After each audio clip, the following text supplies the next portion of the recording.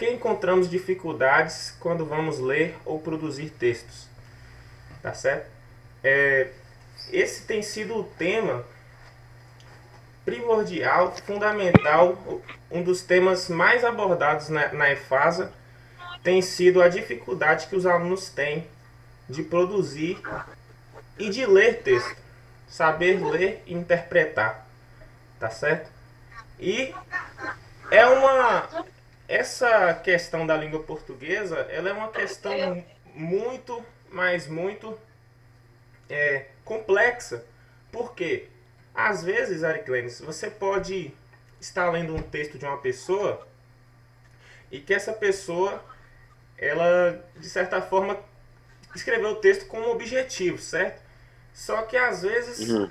esse objetivo que ela escreveu, se você não estiver habituado àquele tipo de texto, aquelas regras e coisa e tal, você talvez não vai conseguir captar o objetivo daquela pessoa e a mensagem não vai chegar como essa pessoa gostaria, essa pessoa que escreve. Então, a princípio eu queria dizer que a dificuldade de ler e interpretar, essa dificuldade, ela não é uma coisa assim que a pessoa que tem dificuldade de ler e interpretar, ela tem que se achar uma pessoa sem inteligência, ou ela é uma pessoa, sabe? A pessoa que... Porque, primeiramente, ninguém é obrigado a entender tudo de primeira, tá certo? Às vezes Uhum. você vai ler um texto, inclusive eu estou lendo um livro aí, o título do texto é Como Ler Livros. Então ele é um texto, é um livro que me ensina a como ler os outros livros. E aí esse autor ele fala que existe a leitura inspecional, ou uma leitura averiguativa. E essa leitura, ela é uma leitura assim que você não é obrigado a entender de primeira, tá certo? Você só tem que ler e continuar. Então, às vezes a gente está lendo um texto e a gente não entende aquela frase, e aí de repente a gente pega e para de ler ou volta no texto. Só que às vezes é mais lucro você continuar lendo, que talvez a próxima frase vai explicar a frase que você acabou de ler, que você não entendeu, tá certo? E, Entendi. do que você ficar parando, que aí você nunca tem uma noção ampla do texto. Então esse autor ele começa a dizer que é como se você tivesse numa rua. Quando você está numa rua, caminhando numa rua, você não faz a mínima ideia do que tem na outra rua. Você não faz a mínima ideia do que vai acontecer no final dessa rua, do que te espera no final dessa rua. Você não faz ideia.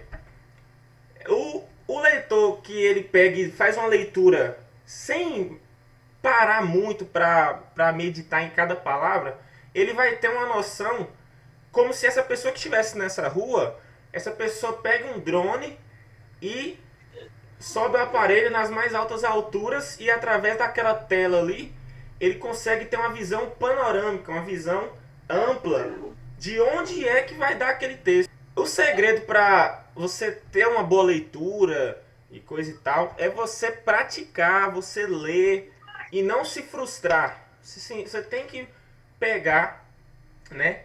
E também você tem que tentar a todo custo entender as palavras-chave, a ideia central do texto. Você deve ser capaz de definir aquele texto ou aquele livro em uma frase, sabe? Ou seja, você vai faça a ideia central daquela unidade ali de sentido.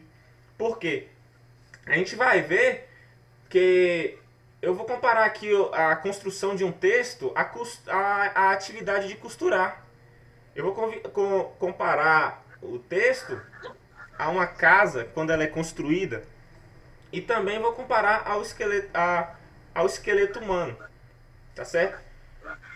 Então, Sim. o intuito dessa aula e das próximas que a gente vai fazer, Iclenes, é basicamente, é basicamente fazer um raio-x de um texto.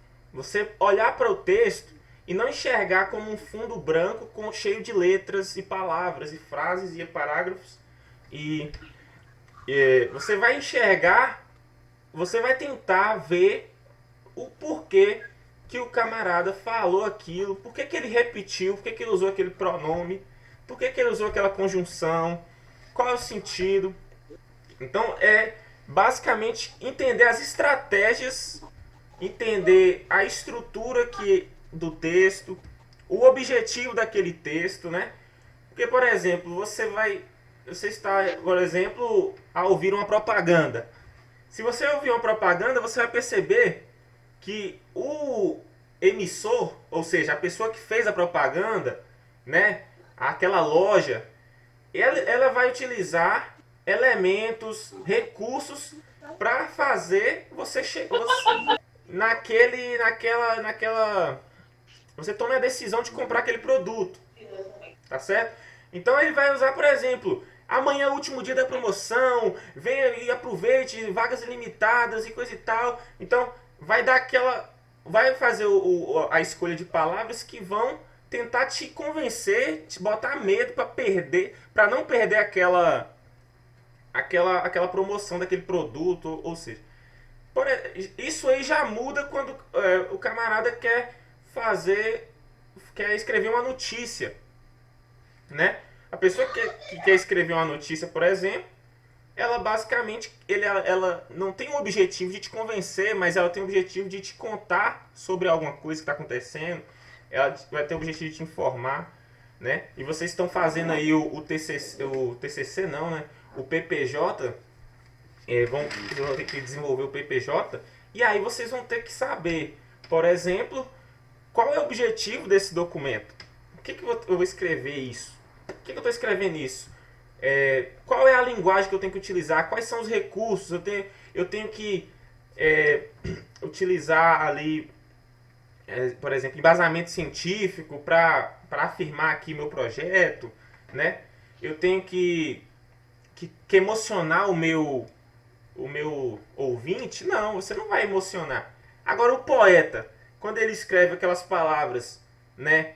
Aquelas palavras que têm uma sonoridade, né? Os sons agradáveis, coisa e tal, ele está aqui usando recursos, uma estratégia diferente. Ele troca palavras de local, faz uma rima, escreve um verso, cria aquela coisa toda, aquela métrica para fazer, quem sabe, você refletir ou chorar. Então, já é outra intenção, já é outra estratégia.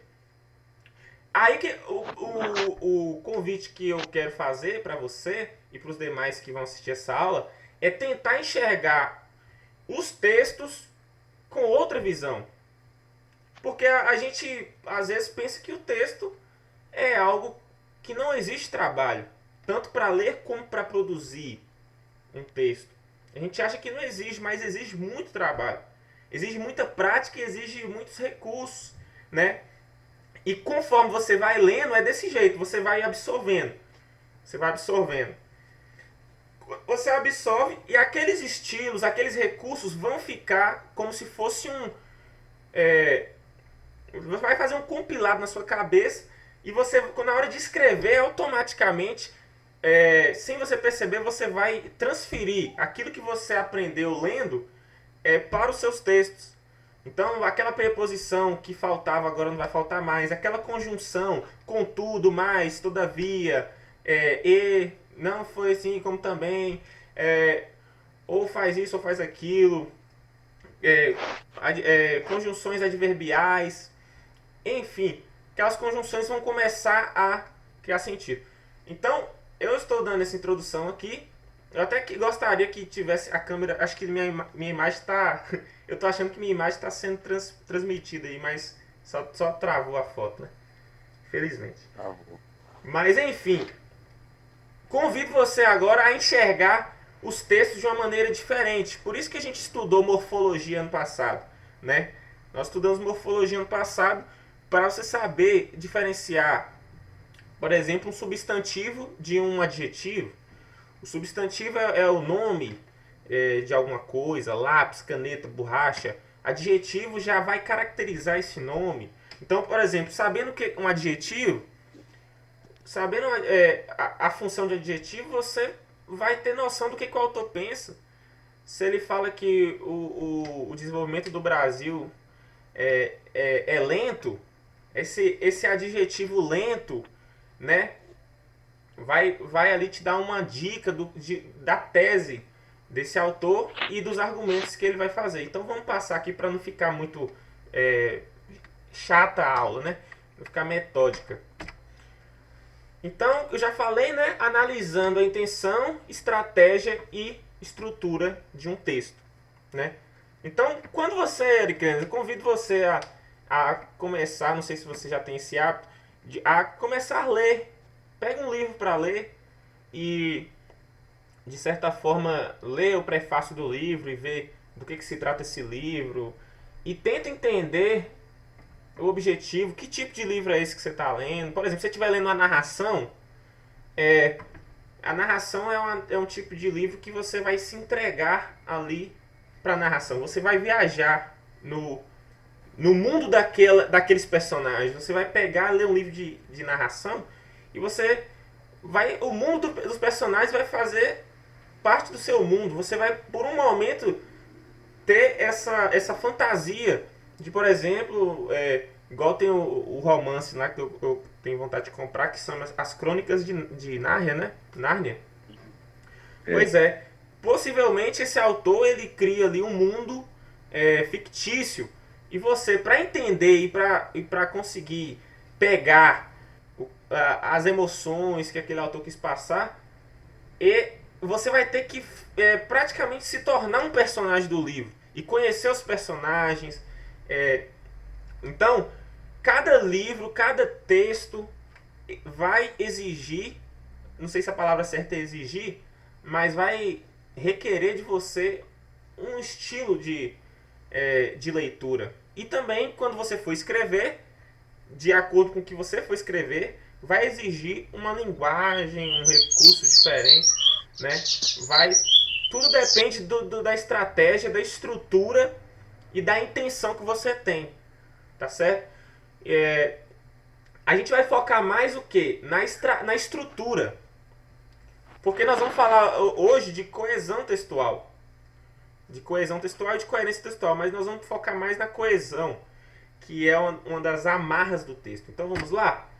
Todo texto carrega uma mensagem fragmentada em várias partes. Você já parou para pensar nisso? Todo texto ele vai carregar uma mensagem central.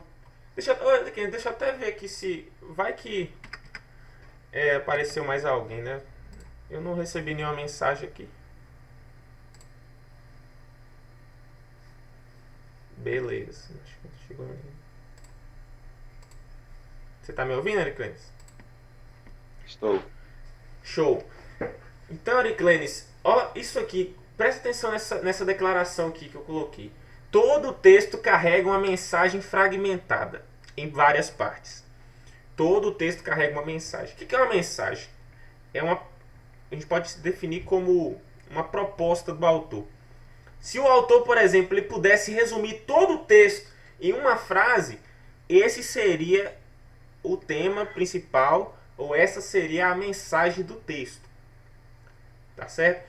Então, quando você...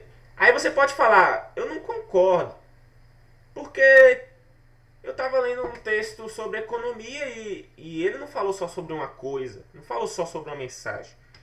Ele falou que aconteceu isso, que os Estados Unidos fez isso, a Coreia fez isso. Sim. A mensagem que está dizendo o quê? É um texto que carrega uma mensagem, só que essa mensagem única, ela é fragmentada. O que é fragmentada? Ela é como se fosse despedaçada. Ela é... O que é um fragmento? É uma parte da mensagem. Essa parte da mensagem, ela não é uma parte solta. Tá certo? Não é uma parte solta. É uma parte que ela ajuda no entendimento da mensagem única. Então, o que eu estou querendo dizer com isso? Quando você vai escrever um texto, ou quando você vai ler um texto, você tem que ter em mente que você vai passar uma mensagem. Mas não significa que você vai dizer uma coisa e vai ficar falando aquela coisa toda hora, senão seu texto vai ficar repetitivo. Você tem que ter em mente o que você o que você vai escrever. Por exemplo, eu quero escrever que o brasileiro deveria se importar mais com a política, ou deveria se informar mais sobre a política. Aí, esse é a minha mensagem. Mas como é que eu vou dizer isso? Eu não posso virar e só falar assim, ó, o brasileiro tinha que se importar mais com a política, ou tinha que se inteirar mais da política. Eu não posso... Acho que alguém apareceu. Peraí. Ó, tio John.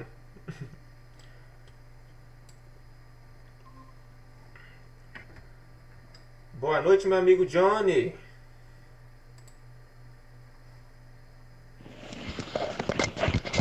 Fala, professor, boa noite. E aí, tá dando certo aí? A internet tá boa? Tá muito nessas coisas não, professor. Demorou um tempão aqui pra mim tentar entrar na aula aqui. Mas eu tô te escutando bem, eu acho que ela tá boa agora. Pelo jeito aí. Ô Johnny, eu tô. Às vezes eu não... Oi? Aham. O que acontece? Nós estamos com Ariclenes na sala só. Agora você e Ariclenes são os únicos que clicaram no link até agora.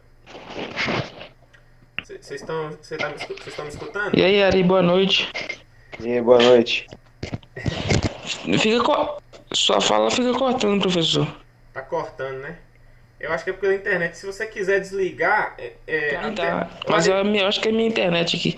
Ariclenes e Jones, desliguem o áudio de vocês. Caso vocês queiram falar, vocês ativem de novo. Porque Beleza. isso aí pode gerar uma interferência também. Tá bom. Certo? Aí fique à vontade aí pra só desativar o áudio e falar. Então eu vou dar continuidade aqui, fazendo um apanhado que a gente já falou pra Johnny pegar um pouco. E aí a gente continua. Tava falando, Johnny, com o Ariclenes sobre a dificuldade, né, do texto, de ler um texto e produzir um texto, né? O que pode gerar isso? Aí eu falei que às vezes compensa mais você ler o texto todo, mesmo que você não entenda tudo, mas você lê o texto todo para ter uma noção do mais ampla do texto, e depois você lê o texto com mais cautela na segunda vez, né? Se for se você tiver essa possibilidade, porque é muito importante você ter uma noção de onde o texto, o que o texto trata e onde é que o texto vai dar, quais são os argumentos. E isso ajuda muito, né? Você ter uma noção. Por exemplo, eu citei um exemplo para Ariclenes. Por exemplo, se você estiver numa rua e você olha para o lado, para o outro, para frente, para trás, e você não tem muita informação. Agora, se você pega um drone e joga ele para cima, joga ele assim, né? Faz ele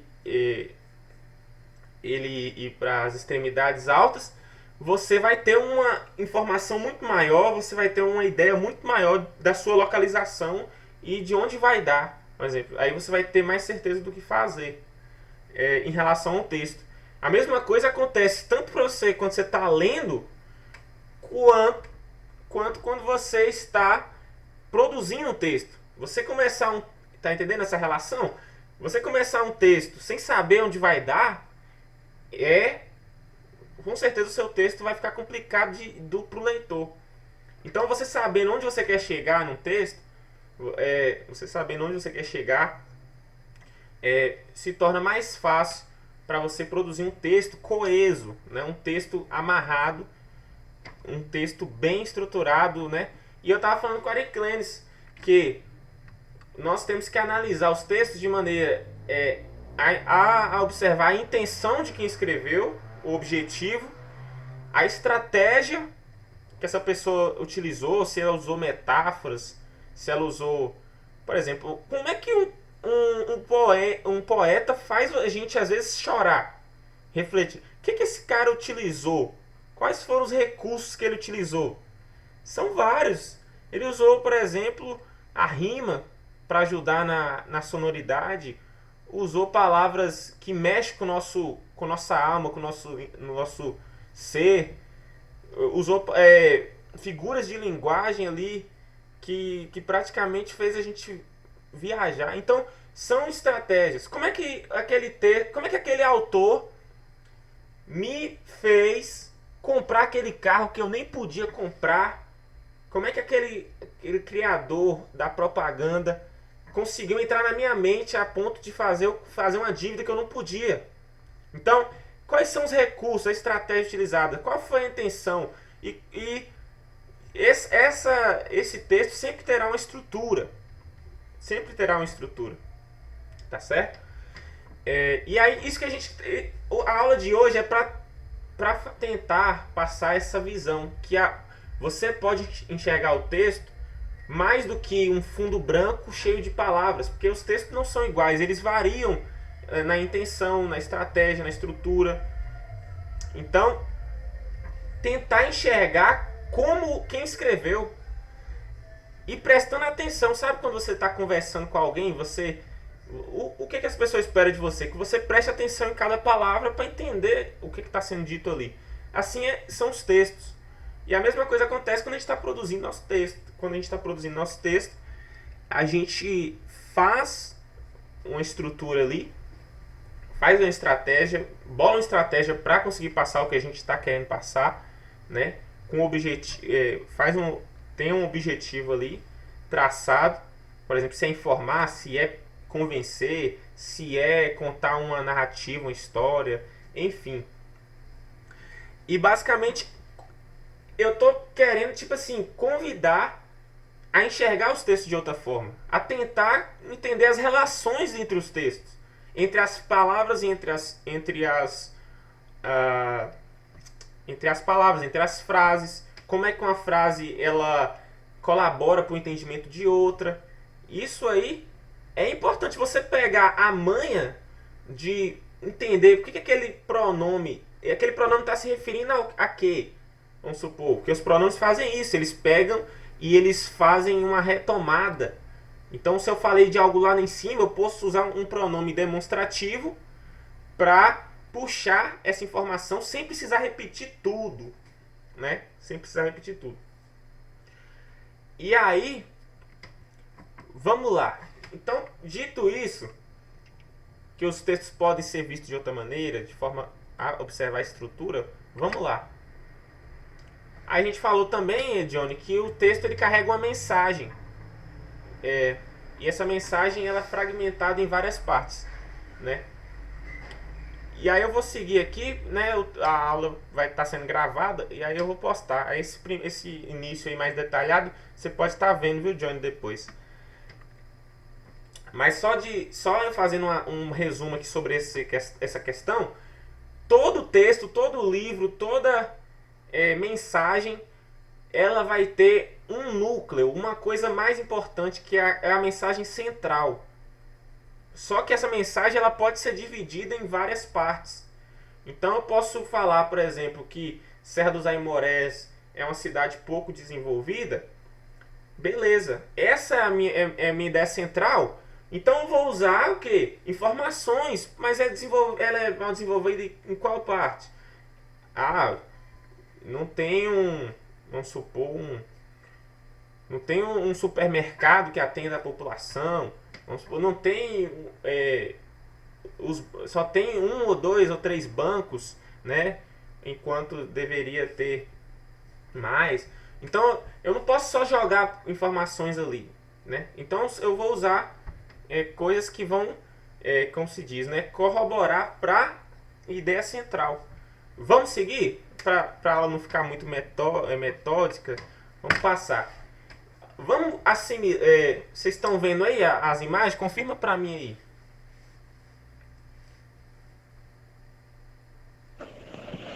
Eu tô vendo sim, consegui ver as imagens certinho. Top. Apesar de não estar te ouvindo bem perfeitamente. Pois é.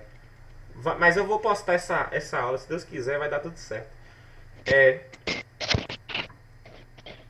Tem professores de português que eles gostam de fazer uma comparação entre textos e costura. entre uma peça de costura, né? Você pode notar aí pela foto que existe uma estrutura, existe uma amarra, né? Para fazer, por exemplo, uma touca, para fazer uma blusa, existe. Não tem essa, eu vou fazer uma blusa e daqui 10 minutos a blusa está pronta. Não, tem todo um processo, né, para formular. Então, esses que são os fragmentos, são as partes separadas que elas vão ajudar na construção de um todo. Então, o projeto que vocês estão pensando aí, o PPJ de vocês têm que ter essa noção. Eu quero fazer um projeto tal. Um projeto que... Esse é meu projeto. Defini o projeto, agora eu vou começar a costura. Processo de costura. Então, eu vou começar com informação aqui, o que é esse projeto, com definições, para o meu leitor ficar ciente, né? Quando eu falar de alguma coisa, ele já falou sobre isso, estou por dentro desse conceito, estou por dentro uma introdução falando que esse projeto visa fazer isso, isso e isso. Não é fácil, como eu falei aqui, você não consegue fazer uma calça em 10 minutos, eu acredito que não, né? Então é um processo trabalhoso que com a prática você vai pegar mais agilidade, você vai ter mais recursos, você vai comprar uma agulha nova, você vai, né, ter mais velocidade, aprender um estilo novo de costura. Então nos textos não é diferente, não é diferente nos textos. Você precisa ter essa paciência de construir uma coisa que case, uma coisa. Já pensou uma peça de roupa com um buraco no meio? É o que acontece com o texto quando ele não é bem amarrado, suas estruturas, ele começa a aparecer lacunas. Aí o leitor fica perdido, eu não entendi isso, o que isso tem a ver com a introdução? Eu não entendi isso, ele foi mais para esse lado, eu achei que ele ia falar sobre isso, né? Logicamente que o leitor, né, também deve estar atento. A gente tem que entender o que está sendo dito ali. Por isso que tem essa questão da compreensão. E compare a costura. Nós podemos comparar também a um esqueleto, a estrutura de um esqueleto, né? Como vocês podem ver a imagem aí, um esqueleto é algo que não é muito, como eu posso dizer, convidativo. Não é o esqueleto é uma imagem que assusta, é uma imagem que nos faz não querer olhar. Porque o esqueleto é algo estrutural. Não tem beleza nenhuma no esqueleto. O que seria o esqueleto para os textos? O esqueleto, gente, basicamente será o esboço. Será, por exemplo, eu vou falar sobre isso, mas para falar sobre isso eu vou falar isso aqui, eu vou citar aquele exemplo, eu vou dar essa noção aqui, eu vou usar essa metáfora aqui para falar, eu vou usar esse argumento para defender a ideia de que Serra é assim, né? Não estou aqui criticando minha cidade não, amo minha cidade, gosto de morar aqui, é só um fato, né? Enfim, isso é a estrutura, tá certo? Essa é a estrutura. Qual é o papel da pessoa que tá escrevendo um texto? Ele fazer a estrutura, né? Ou seja, vou falar disso, disso, isso. Você pode perceber que o esboço ele é muito menor do que o texto. Por quê? Depois que você faz a estrutura, né? Pensando melhor aqui, você vai para a segunda etapa, que é como você vai abordar aquela estrutura, né? E aí você começa a cobrir o texto, como alguém que cobre o esqueleto. Então você começa a cobrir o texto com argumentos, tá certo? Voltando aqui atrás, eu fui um pouco além. A parte estrutural é a parte sem argumento, sem pesquisa. Por exemplo, o especialista na área disse ou então, de acordo com a ONU, cerca de 10 mil pessoas estão morrendo por conta de... Então, isso aí é a carne do seu texto, tá bom? Esquece o que eu falei de que a estrutura vai caber argumentos. Não, o argumento ele vai vir quando você estiver cobrindo o seu texto. Quando você estiver cobrindo o seu texto com argumento, com exemplo, com fato, né? Você vai com a citação de um autor famoso. Isso aí vai enriquecer seu texto, vai nutrir seu texto, né? De certa forma que você não vai ter aquele texto quebrado, sem ligação, vai ser um texto bem amarrado, bem ligado, tá certo? E você vai utilizar recursos diversos, de acordo com a necessidade. E você vai cobrindo esse texto, né? Ou seja, o esqueleto, ele está ali, mas agora a gente já não consegue mais enxergar tanto o esqueleto, porque você começou a cobrir a estrutura nutrir o seu texto, enriquecer o seu texto. Então ele vai perder aquele aspecto feio, sem ligação, e vai começar a ter um aspecto robusto, né? Então é isso que é a beleza do texto, você começar a fazer ligações ali, né?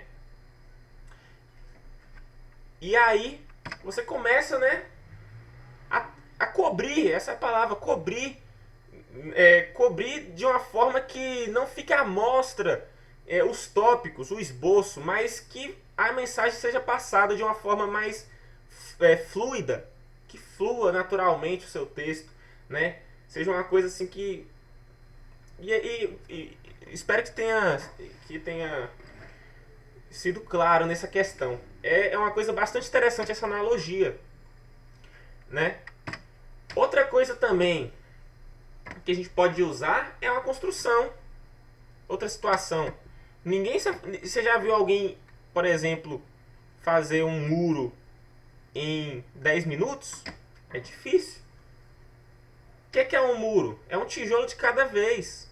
É uma palavra de cada vez. E é uma palavra que o tijolo não pode estar solto. Ele tá ligado ali pela massa. Tá certo? Então isso aí é o trabalho de coesão. Um tijolo segura o outro para formar o todo, que é o muro, que é a casa. Tá certo? Então isso é muito interessante mesmo a gente tentar ver o texto com essas amarras, com essa estrutura, né? Dessa forma, com recursos linguísticos. Por exemplo, um pronome se relacionando com um adjetivo. A gente vai ver alguns textos aqui e tentar observar essa relação entre os elementos, entre um tijolo e outro, né? Essa relação. Aí você vai vendo, né? Aí começa a se construir a casa e você tem aí o resultado, né? Mas ninguém sabe, às vezes não fica evidente, né? Como diz, latente para os olhos. Mas o que a gente tem que tentar? A gente tem que tentar investigar a estrutura. E nesse livro que eu estou lendo agora, ele fala sobre isso. Você identificar a estrutura. Porque o bom autor, ele vai esconder a estrutura. Vai esconder a feiura. Aquilo sem brilho nenhum. Ele vai esconder com o quê? Com argumentos. Com uma figura de linguagem. Né? Eu posso falar uma coisa de várias maneiras. Tá certo? E é assim que é a construção de um texto. E é assim que a gente vai também tentar entender os textos. Né? Imagine aí você... Vamos supor que você senta com... A gente gosta de futebol. A gente senta com o Guardiola para conversar. O técnico Pep Guardiola. E aí... Digamos que... Vamos fazer um exemplo melhor. Guardiola publica um livro falando sobre táticas de futebol. Como ele enxerga o futebol. A partir do momento que você lê o livro, né? Um livro bem estruturado, um livro cheio de argumentos, de proposições, enfim, você vai saber o que o Guardiola está querendo falar. E você vai conseguir desenvolver e você vai conseguir, como é que a gente pode dizer? Acho que fugiu a palavra da minha cabeça. A gente vai conseguir expressar, botar pra fora o que ele tava passando num time de futebol que a gente possa dirigir. Então, vai ajudar, por exemplo, você pode até, depois disso, escrever um livro também sobre como você enxerga o futebol. Sabendo das técnicas que Guardiola utilizou para fazer o texto dele e sabendo, aprendendo táticas novas, né? Então você lê textos de maneira analítica, bem com os olhos abertos, faz com que você também escreva textos utilizando aquelas mesmas táticas, utilizando aqueles mesmos recursos. Aí a gente vai falar aqui sobre coesão e coerência. Coesão e coerência. Esses dois nomes que vocês já devem ter escutado. Seu texto tem que ter coesão. Seu texto tem que ter coerência. Por que tem que ter coerência? Isso aqui vai ser o que a gente... Isso aqui vai tratar do que a gente acabou de falar nesses minutos aqui. Um texto bem redigido possui coesão e coerência. A coerência se relaciona com a capacidade de manter certa lógica e certa progressão dentro do texto, ao passo que a coesão diz respeito ao modo como o texto se conecta para criar uma fluidez durante a leitura. Mecanismos que estabelecem a coesão são elipse, referenciação e substituição de elementos textuais. É exatamente o que a gente está falando aqui. Primeiro, a coerência. A coerência, ela, como diz aqui, né? Ela se relaciona com a capacidade de manter certa lógica. Então, a pessoa que está escrevendo, a pessoa que está lendo, ela tem que captar a lógica do negócio. Então, qual é a lógica? Né? Qual é a lógica? Né? O que faz sentido aqui? E essa coerência, ela vai causar uma progressão textual, que é muito importante nos textos, uma progressão textual, né? A progressão textual é tipo assim, o seu texto começa e ele vai progredindo. Ele não fica naquela informação, ele vai, um argumento ajuda a entender a ideia anterior, a tese, né? Uma citação de uma pessoa que entende, especialista na área, também ajuda a defender a sua tese, né? E é isso que é a coerência, né? Se você ser fiel àquilo que você se propôs. Na introdução você fala uma coisa e no desenvolvimento você liga, amarra, você dá base para aquilo que você defendeu na introdução de maneira superficial. E nós temos a coesão, que é o que a gente está focando aqui. A coesão é a casa construída de tijolo por tijolo. É aquela peça de roupa costurada com paciência, uma passada após a outra de linha, né? Isso é coesão. Como é que a gente faz coesão? Com uso de pronomes, com uso de sinônimos, né? Se você falou casa em uma linha, você pode usar residência em outra linha. Falou casa em uma linha, usa residência em outra linha. São sinônimos, para não repetir a palavra. Ou então você pode usar um pronome para você referir a casa como ela, né? Eu comprei uma casa, ponto. Ela fica na rua tal. Minha residência, ou então você nem precisa, ela fica na rua tal, vírgula, tem tantos cômodos, tem essa característica. Então o que é elipse? Elipse é você vai omitir. Foi o que eu fiz. Eu falei que comprei uma casa, aí na segunda frase, o que é elipse? Você vai pegar aquele elemento e você vai omitir, porque o leitor já está ligado. Então você vai falar assim, eu comprei uma casa, ela tem 6 cômodos e uma garagem. Elas têm 6 cômodos, também tem garagem. A elipse, você não precisa repetir a palavra casa. Você, por exemplo, poderia não colocar o pronome ela. Você poderia falar, eu comprei uma casa, ponto. Eu comprei uma casa, vírgula. Tem 6 cômodos. Isso é uma elipse. Né? Você poderia colocar o ela também. Mas a elipse é você, em vez de repetir, você coloca uma vírgula ali. E o leitor vai entender que você está falando que quem tem 6 cômodos é a casa. Ou o que tem 6 cômodos é a casa. Referenciação. Só que, gente, isso aqui a gente vai ver mais a fundo nas próximas aulas, que a gente marcar. A gente só entender essa relação de coesão e coerência. A referenciação ela acontece por meio dos pronomes, né? Que foi o que eu acabei de fazer aqui, substituir casa pelo pronome ela, né? Você pode substituir casa pelo pronome oblíquo a. Você pode falar eu a comprei, que você usou o quê? Esse a está se referindo a o quê? Eu comprei o quê? A, mas a refere-se à casa. Então, isso chama-se referenciação. Para você não precisar repetir casa de novo. Substituição. Você pode substituir, foi o que eu falei. Casa por residência. E por aí vai. Então, basicamente é isso. Isso aqui, gente, é muito importante. A gente tentar entender essas coisas. Não é fácil entender isso. Não é fácil. Isso gera trabalho. Quase que uma arte.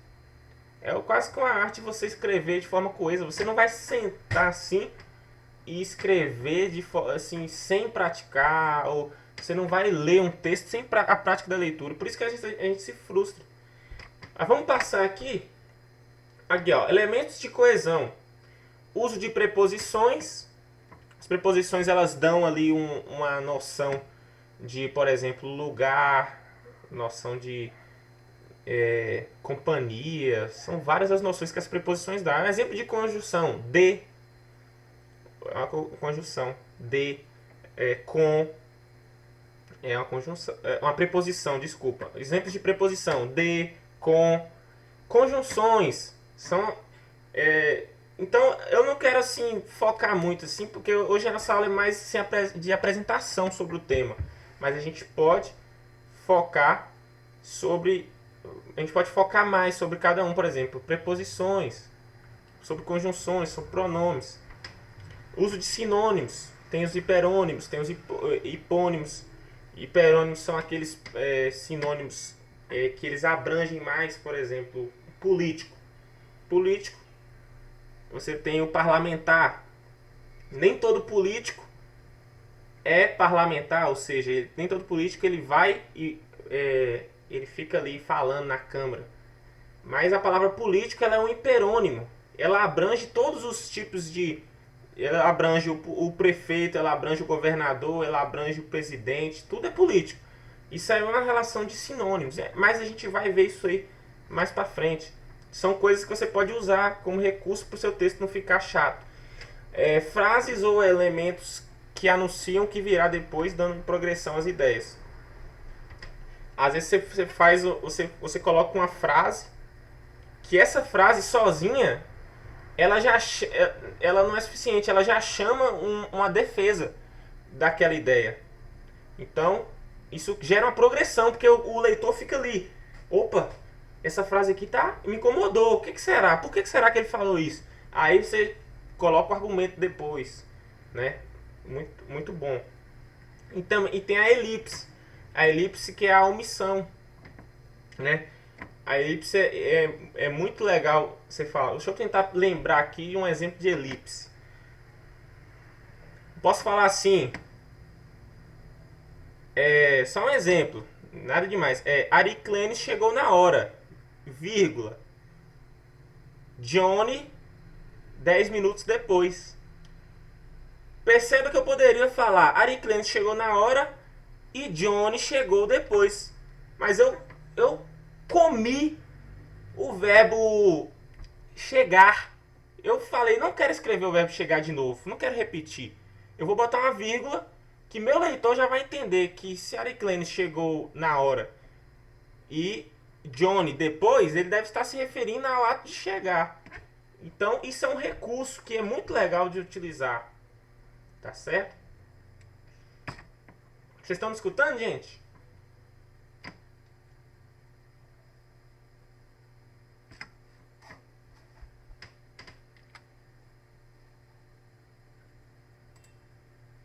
Gente, Tô escutando sim, professor. Meio negociado, mas tô escutando. Não perfeitamente, tá? Mas tá dando pra escutar aqui. e a Ari?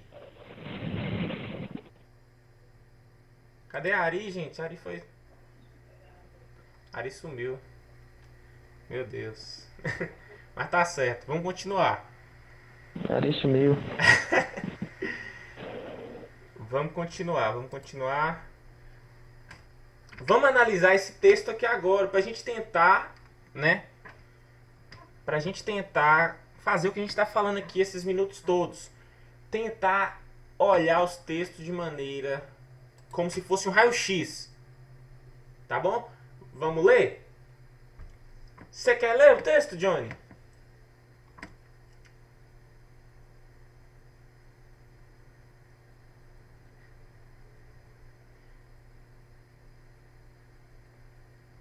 Johnny, Oi?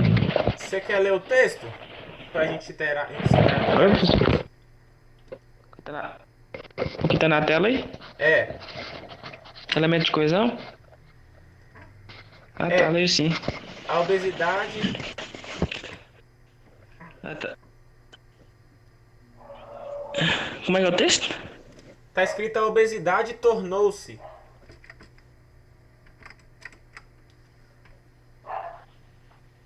Não, ainda não apareceu ainda na minha tela não, professor. Vi, moço, acho que sua tela tá um pouco atrasada então.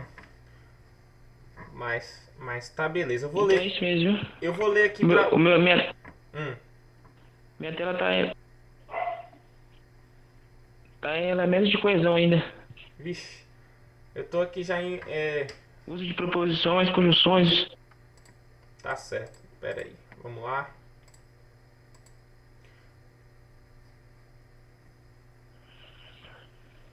Acho que é isso mesmo, eu tô atrasado aqui, sim.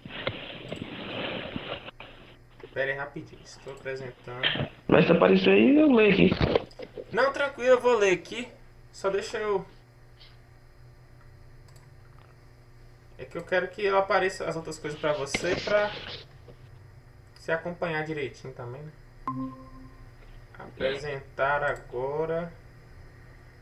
Ideal para...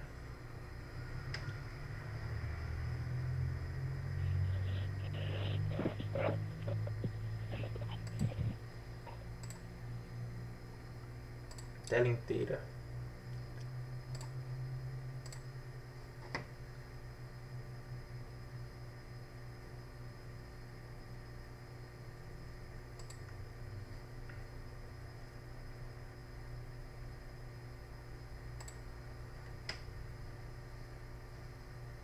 E aí, tá aparecendo alguma coisa pra você, Johnny?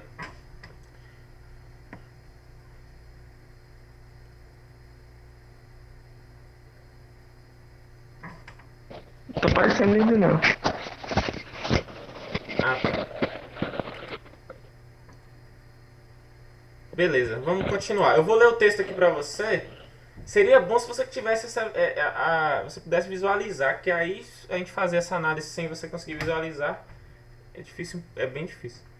Mas vou lá ler o texto e tomara que apareça pra você em algum momento. O texto fala assim: a obesidade tornou-se uma epidemia global, segundo a Organização Mundial da Saúde, ligada à Organização das Nações Unidas. O problema vem atingindo um número cada vez maior de pessoas em todo o mundo. E entre as principais causas desse crescimento estão o modo de vida sedentário e a má alimentação. Segundo um médico especialista em cirurgia de redução de estômago, a taxa de mortalidade entre homens obesos de 25 a 40 anos é 12 vezes maior quando comparada à taxa de mortalidade entre indivíduos de peso normal. O excesso de peso e de gordura no corpo desencadeia e piora problemas de saúde que poderiam ser evitados.